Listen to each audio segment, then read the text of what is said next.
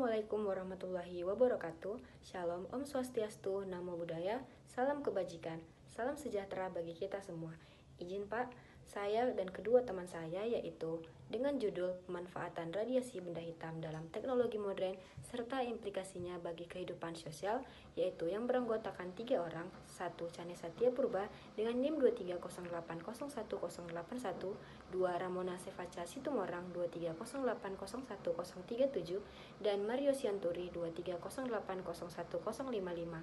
Mata kuliah Fisika Kuantum tanggal 30 Desember 2025. Kode mata kuliah FIS 31025A 3 SKS dengan dosen pengampu Dr. Muhammad Sontang Sihotang SSI MSI. Program Studi S1 Fisika, Fakultas Matematika dan Ilmu Pengetahuan Alam, Universitas Sumatera Utara, tahun 2025. Di sini saya akan membacakan bagian abstrak. Radiasi benda hitam merupakan salah satu konsep fundamental dalam matematika dan fisika modern yang menjelaskan hubungan antara suhu suatu benda dan spektrum radiasi elektromagnetik yang dipancarkannya. Konsep ini tidak hanya berperan penting dalam perkembangan teori kuantum, tetapi juga memiliki berbagai aplikasi nyata di dalam dunia teknologi modern yang digunakan oleh masyarakat. Oleh karena itu, kajian ini bertujuan untuk mengkaji teori radiasi benda hitam, penerapannya dalam teknologi modern, serta implikasi sosial yang ditimbulkannya bagi masyarakat. Dengan kata kunci, radiasi benda hitam, teknologi modern, fisika kuantum, dan dampak sosial. Bab 1 Pendahuluan. 1.1 Latar belakang. Perkembangan ilmu fisika telah memberikan kontribusi besar terhadap kemajuan teknologi yang digunakan dalam kehidupan sehari-hari. Salah satu konsep yang penting dalam fisika modern adalah radiasi benda hitam, yang menjelaskan bagaimana benda memancarkan energi dalam bentuk gelombang elektromagnetik akibat suhu yang dimilikinya. Dalam kehidupan modern, prinsip radiasi benda hitam telah diaplikasikan dalam berbagai teknologi, seperti kamera termal untuk deteksi suhu, sensor inframerah pada perangkat elektronik, serta satelit cuaca untuk pemantauan iklim. Oleh karena itu, pemahaman mengenai radiasi benda hitam dan aplikasinya menjadi sangat penting untuk dikaji secara komprehensif. 1.2 Tujuan permasalahan. Apa yang dimaksud dengan radiasi benda hitam dan bagaimana teori dasarnya? Bagaimana penerapan radiasi benda hitam dan teknologi modern? Di bidang apa saja teknologi tersebut diterapkan? Apa implikasi sosial dari pemanfaatan radiasi benda hitam bagi masyarakat? 1.3 Alternatif penyelesaian masalah. Kajian literatur terhadap teori radiasi benda hitam, analisis penerapan teknologi berbasis radiasi benda hitam, pengkajian dampak sosial dari penggunaan teknologi tersebut. 1.4 Tujuan kajian, menjelaskan konsep dari teori radiasi benda hitam, mengidentifikasi penerapan radiasi benda hitam dalam teknologi modern, menganalisis implikasi sosial dari penerapan teknologi tersebut. 1.5 Manfaat kajian, menambah wawasan akademik mengenai fisika modern, memberikan pemahaman aplikatif bagi mahasiswa dan masyarakat, menjadi referensi pembelajaran fisika terapan. 1.6 Skop kajian, teori dasar radiasi benda hitam, aplikasi teknologi berbasis radiasi benda hitam, dampak sosial yang ditimbulkan dalam kehidupan masyarakat. 1.7 Implikasi kajian. Hasil kajian ini diharapkan dapat meningkatkan kesadaran masyarakat akan pentingnya ilmu fisika dalam mendukung kemajuan teknologi dan kesejahteraan sosial. Baiklah, di sini saya akan menjelaskan bab 2, yaitu teori dan aplikasi yang berdampak di masyarakat berkaitan fisika dalam ekonomi. 2.1 Teori radiasi benda hitam. Radiasi benda hitam adalah radiasi elektromagnetik yang dipancarkan oleh suatu benda akibat suhu yang dimilikinya.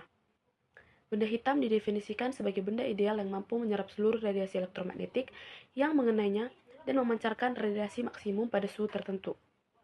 Intensitas dan distribusi energi radiasi yang dipancarkan benda hitam bergantung sepenuhnya pada suhu benda tersebut, bukan pada jenis materinya. Dalam analisis matematis, teori radiasi benda hitam digunakan beberapa hukum fisika yang melibatkan operasi perkalian antara besaran fisis. Yang pertama, hukum Planck. Hukum Planck menjelaskan distribusi energi radiasi benda hitam sebagai fungsi panjang gelombang dan suhu, di mana E dalam kurung lambda, T sama dengan 2Hc pangkat 2 per lambda pangkat 5, 1 per E Hc per lambda Kt kurang 1. Yang kedua, hukum pergeseran Wien. Hukum ini menyatakan bahwa panjang gelombang maksimum radiasi berbanding terbalik dengan suhu mutlak benda, di mana lambda maksimum T sama dengan 2 kali 9 kali 10 pangkat minus 3 M kali K. Yang ketiga, hukum Stephen-Boltzmann. Hukum Stephen-Boltzmann menyatakan bahwa daya radiasi total yang dipancarkan oleh benda hitam sebanding dengan pangkat 4 suhu mutlaknya, di mana P sama dengan sigma kecil AT pangkat 4. Baiklah, berikutnya itu saya akan menjelaskan tentang aplikasi radiasi benda hitam dan dampaknya di masyarakat. Nah, kami menjelaskannya itu secara tabel dan dapat dilihat pada slide berikut ini. Lalu, masuk kita bab 3, yaitu analisis dan pembahasan. Pertama, metodologi kajian. Metodologi yang digunakan dalam kajian ini adalah metode studi literatur atau library research. Metode ini dilakukan dengan mengumpulkan, mempelajari, dan menganalisis berbagai sumber pustaka yang relevan dengan topik radiasi benda hitam. Sumber-sumber tersebut meliputi buku teks fisika modern, jurnal ilmiah, artikel akademik, serta publikasi lembaga resmi yang membahas teori radiasi benda hitam dan penerapannya dalam teknologi modern. Pendekatan yang digunakan bersifat deskriptif dan analitis, yaitu dengan mendeskripsikan konsep dasar radiasi benda hitam secara teoritis, kemudian menganalisis penerapannya dalam berbagai teknologi serta dampaknya terhadap kehidupan sosial masyarakat. Data yang diperoleh dari studi pustaka dianalisis secara kualitatif untuk memperoleh pemahaman yang komprehensif mengenai keterkaitan antara teori fisika dan implementasi teknologinya. Lalu yang kedua, proses pengerjaan kajian. Proses pengerjaan kajian ini dilakukan melalui beberapa tahapan, yaitu yang pertama, identifikasi permasalahan. Dengan merumuskan topik dan batasan kajian yang berkaitan dengan radiasi benda hitam dan aplikasinya terstruktur. Itu yang kedua, pengumpulan data melalui penelusuran literatur yang relevan dari sumber terpercaya dan terkini. Yang ketiga, pengolahan dan analisis data dengan kajian teori dasar, rumus, serta contoh penerapan radiasi benda hitam dalam teknologi modern. Lalu yang keempat, penyusunan kajian dengan menyusun hasil analisis secara sistematis dalam bentuk makalah yang terstruktur. Keterbatasan kajian. Kajian memiliki keterbatasan, antara lain, yang pertama, tidak melakukan eksperimen atau pengukuran langsung di lapangan. Yang kedua, pembahasan aplikasi teknologi dibatasi pada contoh yang umum, digunakan dalam kehidupan masyarakat. Lalu yang ketiga, analisis dampak sosial bersifat umum dan deskriptif. Masuk kita bab 4, yaitu penutupan. Yang pertama, kesimpulan. Radiasi benda hitam merupakan fenomena fisika yang menjelaskan pemancaran energi elektromagnetik oleh suatu benda akibat suhu yang dimilikinya. Secara teoritis, radiasi benda hitam didasarkan pada hukum-hukum fisika modern, yaitu hukum Planck, hukum pergeseran Wien, dan hukum Stephen-Boltzmann, yang menggambarkan hubungan antara suhu, panjang gelombang maksimum, serta energi radiasi yang dipancarkan. Pemanfaatan teknologi berbasis radiasi benda hitam diterapkan di berbagai bidang, antara lain bidang kesehatan, industri manufaktur, lingkungan, meteorologi, astronomi, serta keamanan dan keselamatan kerja. Implikasi sosial dari pemanfaatan radiasi benda hitam bagi masyarakat sangat signifikan. Teknologi ini berkontribusi terhadap peningkatan kualitas hidup melalui layanan kesehatan yang lebih baik, peningkatan keselamatan kerja, efisiensi energi, serta pengelolaan lingkungan yang lebih efektif. Lalu yang kedua, saran dan rekomendasi. Disarankan agar pembelajaran fisika lebih menekankan pada aspek aplikatif agar peserta didik memahami relevansi ilmu fisika dalam kehidupan sehari-hari. Selain itu, pemanfaatan teknologi berbasis radiasi benda hitam perlu dikembangkan secara berkelanjutan dengan mempertimbangkan aspek sosial dan lingkungan. Baiklah, kita akan masuk contoh soal. Yang pertama itu kombinasi hukum Wien dan Stephen-Boltzmann. Sebuah benda hitam memancarkan radiasi dengan panjang gelombang maksimum sebesar 580 nanometer. Jika luas permukaan benda tersebut adalah 0,5 meter kuadrat, tentukan daya total radiasi yang dipancarkan benda tersebut.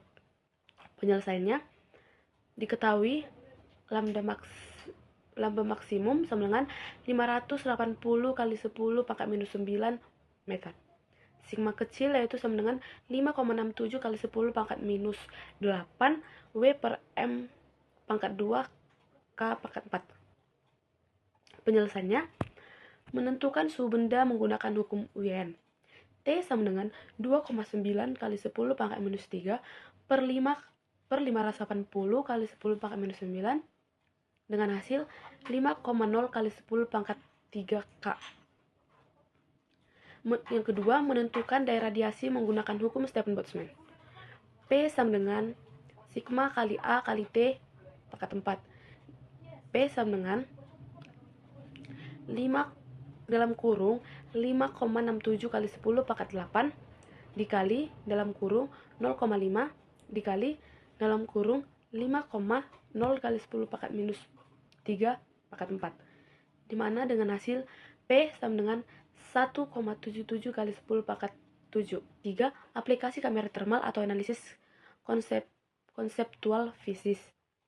Sebuah kamera termal digunakan untuk mendeteksi suhu manusia dengan nilai 310 Kelvin.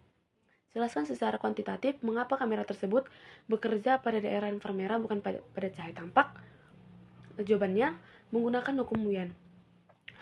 A maksimum sama dengan 2,9 kali 10 pangkat minus 3 per 310 dengan hasil 9,35 kali 10 pangkat minus 6 meter. Soal nomor 7, estimasi suhu bintang atau aplikasi astronomi. Spektrum radiasi sebuah bintang memiliki puncak intensitas pada panjang gelombang 450 nanometer. Perkiraan suhu permukaan bintang tersebut dan tentukan apakah bintang tersebut lebih panas dari matahari. Penjelasannya, T sama dengan 2,9 kali 10 pangkat minus 3 per 450 kali 10 pangkat minus 9 dengan hasil 6,44 kali 10 pangkat 3 Kelvin. Suhu ini lebih tinggi dari suhu matahari. Daftar pustaka yang kami gunakan ada 5. Yang pertama Beecher A tahun 2003 dengan judul Concepts of Modern Physics, MC Graw-Hill. Kedua, Gianciolli DC tahun 2016 dengan judul Physics Principles with Application Person. Ketiga, Crane K.S tahun 2012 dengan judul Modern Physics, Wiley. Yang keempat, Tipler P.A dan Llewellyn R.A tahun 2012 Modern Physics, W. H. Freeman. Yang terakhir, Sir Y. R.A dan Jawed J.W tahun 2014 dengan judul Physics for Science and Engineering. James Laird. Terima kasih.